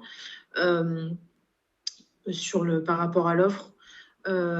Si par exemple vous avez une expérience vraiment significative avec de l'alternance, le problème c'est qu'à Polytech il y a très peu d'alternance, je crois. Si vous avez fait par exemple l'IAE en double compétence managériale, ça peut être un bon point. Mais moi, mon avis là-dessus, c'est que ça reste compliqué de négocier en sortie d'école. Et moi, je l'ai vu, même si on va parfois vous dire dans les filières, on va vous donner des salaires. C'est pas toujours aligné avec la réalité. Alors après, le marché de l'emploi évolue et moi, j'étais en recherche d'emploi en 2020. Aujourd'hui, le marché est beaucoup plus tendu, donc il est en votre faveur. Mais il ne faut pas espérer pouvoir négocier plus que 2 cas de plus. En tout cas, voilà. Je ne sais pas ce qu'en pensent les recruteurs parmi nous, mais... Ouais, pour compléter, en fait, enfin, négocier, ça veut tout et rien dire. Ça veut dire négocier par rapport à quoi? Moi, Enzo, les conseils que je peux te donner, c'est, euh, comment dire, et dans les questions, voilà, dans la négo, c'est aussi de savoir et comprendre le fonctionnement de la société. Voilà, c'est quoi la politique, voilà, d'augmentation? Comment est-ce que enfin, sur quels critères sont basées les augmentations?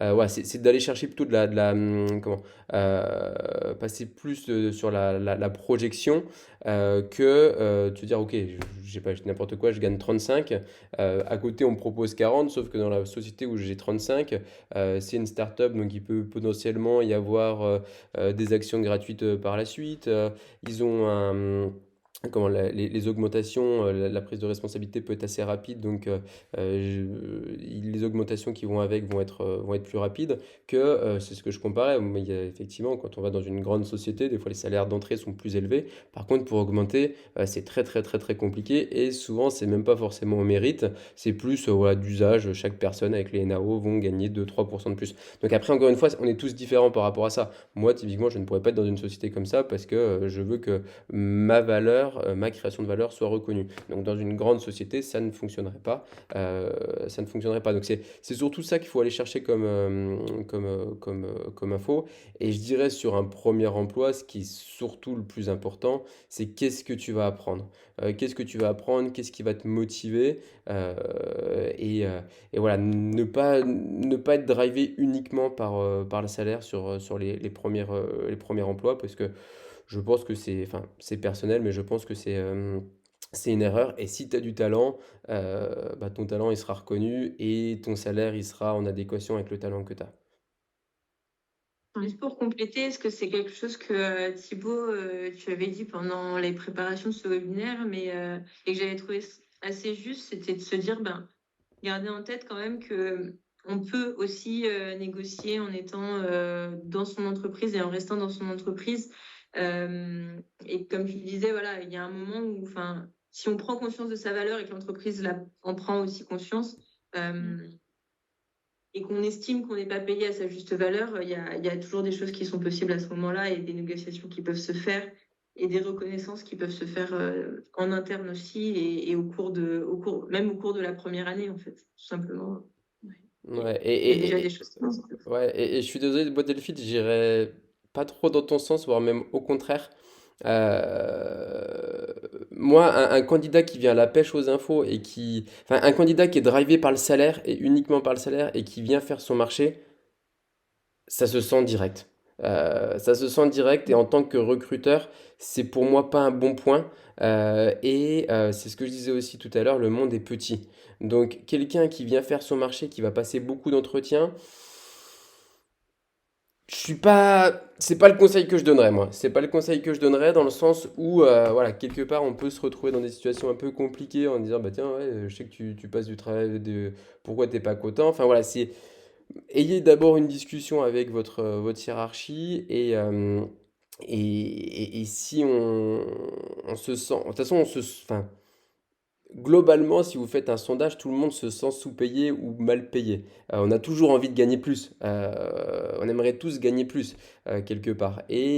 Après, on est tous différents, on a tous une valeur argent qui est différente, mais quelque part, on aimerait tous gagner plus. Attention à voilà, le côté mercenaire, parce qu'il y a des mercenaires, voilà, ça se sait vite, ça se connaît vite, comment, on va dire, ce trait de personnalité de mercenaire est rarement un point positif perçu par les recruteurs. Même dans le business, où, ouais, dans le business, on est là pour faire du variable, voilà. Même voilà, quelqu'un qui a, entre guillemets, les dents trop longues, c'est pas forcément très bon sur du long terme, quoi.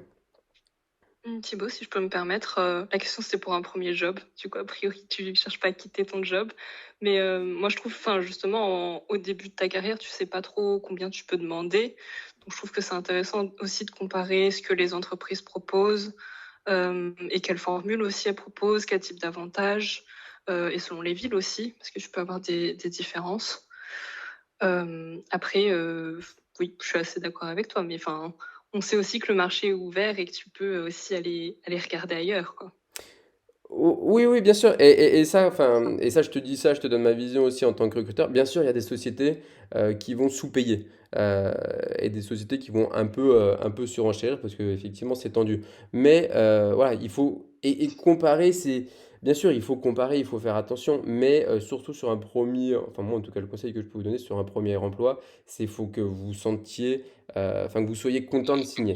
Et ça, c'est de façon globale, ne signez jamais un contrat à défaut en se disant bah tiens voilà, je cherche du boulot après à un moment donné dans votre vie peut-être que vous aurez des choix à faire qui vous forceront à accepter un job mais voilà, sur un premier emploi c'est voilà, sentez-vous il faut que vous soyez content de signer. Et ça, de toute façon, c'est global dans la vie, mais ouais, il faut que vous soyez content de ce qu'on vous propose.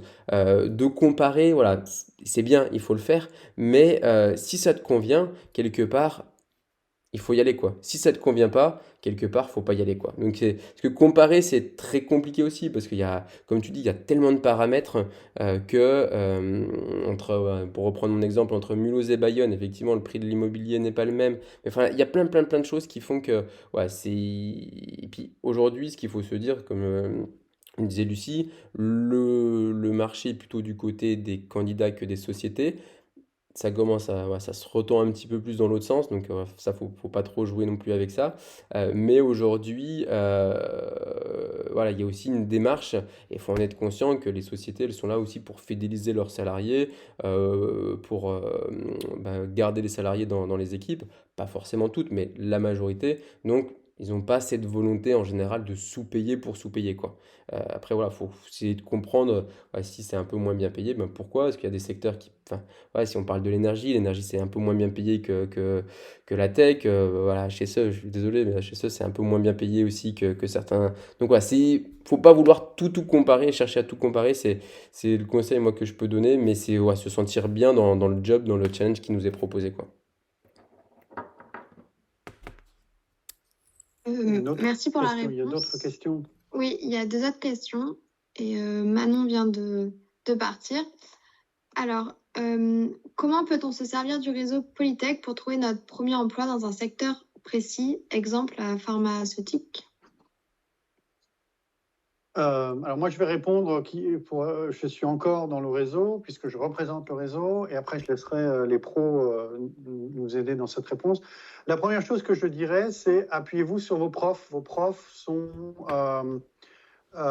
connectés avec des labos, donc des gens qui font de la recherche, également des boîtes, puisqu'il y a bien des projets qui vous ont été soumis en 3e année, en 4e année. Donc forcément, la relation, elle réside quelque part. Il y a également dans vos écoles des gens qui sont des responsables des relations entreprises. Donc il faut que vous les identifiez et que vous demandiez très gentiment et délicatement, est-ce que je peux avoir accès à cette personne? J'aimerais bien réseauter et voir les noms des recruteurs dans les boîtes de votre escarcelle.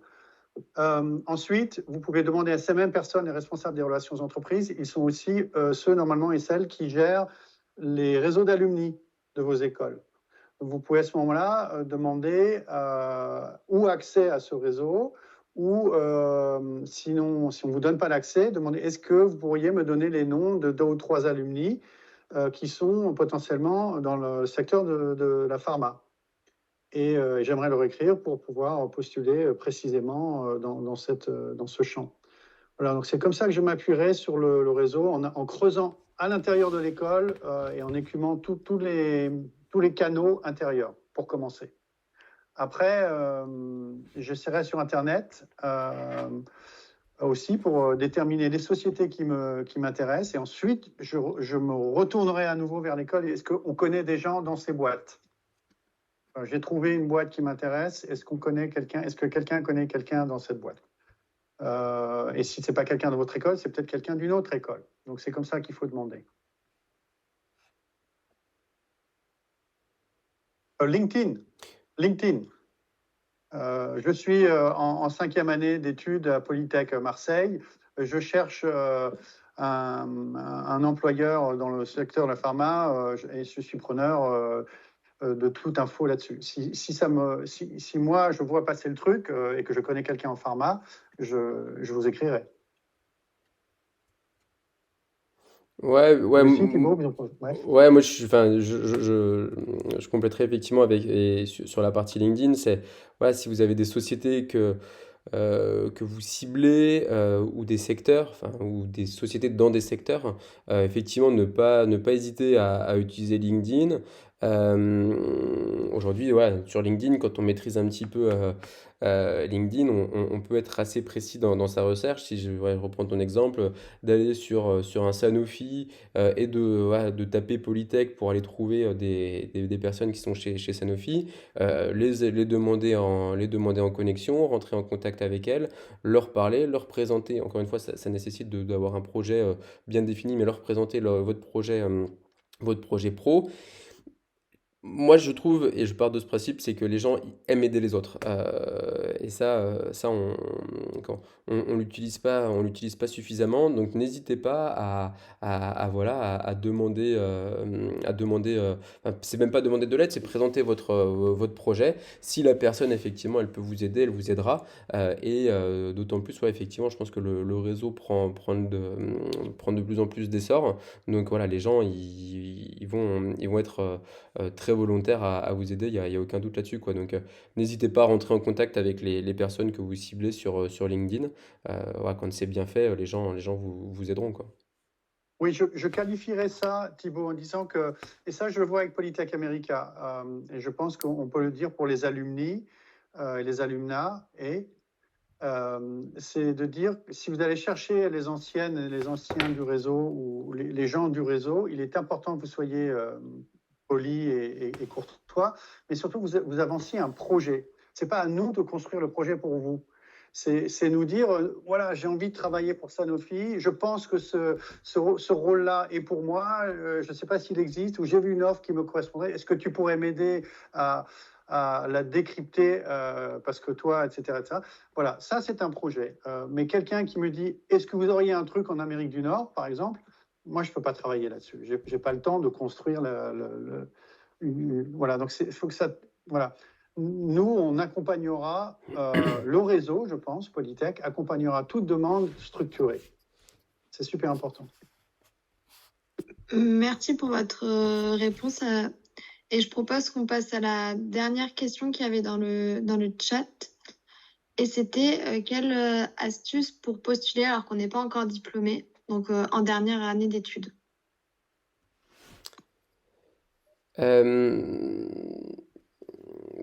Akram, je vais te répondre, enfin, et c'est assez global c'est une très bonne question déjà, effectivement, et puis c'est un point qu'on n'a pas, sur lequel, enfin, qu'on n'a pas vraiment abordé, enfin, on l'a abordé, mais pas de façon très directe.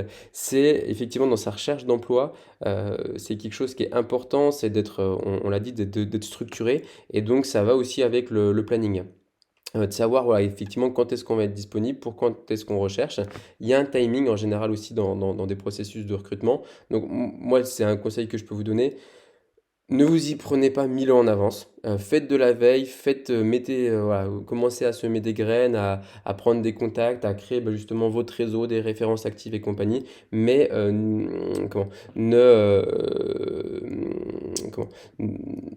ne vous y prenez pas 6 mois à l'avance. Ça ne servira pas forcément à grand-chose, à part effectivement peut-être des cabinets de conseil qui savent qu'ils vont avoir des milliers de demandes et compagnie, et qui vont être à même de faire des recrutements à plus de 6 mois parce que voilà, ils savent qu'il n'y a pas trop de doutes. Mais sinon, voilà, ça sert à rien de s'y prendre trop tôt à l'avance. Et après, voilà, de ne pas être encore diplômé. Pareil, ça dépend pourquoi tu n'es pas diplômé. Est-ce que t'es pas diplômé parce que tu n'as pas ton TOEIC, ou c'est parce que tu valides ton stage? Enfin voilà, c'est d'avoir les réponses auprès du recruteur de ouais, je ne suis pas encore diplômé parce que j'ai pas validé ceci, j'ai pas validé cela. C'est pas. En soi, ça, c'est pas un souci. Il faut juste ouais, se préparer à toutes les objections, à toutes les questions qu'on va pouvoir avoir. Mais ouais, pour conclure, c'est surtout d'être disponible dans ta recherche d'emploi et de savoir voilà, quand est-ce que tu vas être disponible et quel temps tu as aussi pour passer les entretiens. Si tu es en stage, je ne sais où, et que tu n'as pas le temps pour passer des entretiens, concentre-toi sur ton stage et après, concentre-toi sur ta recherche d'emploi. C'est vraiment voilà, étape par étape, quoi.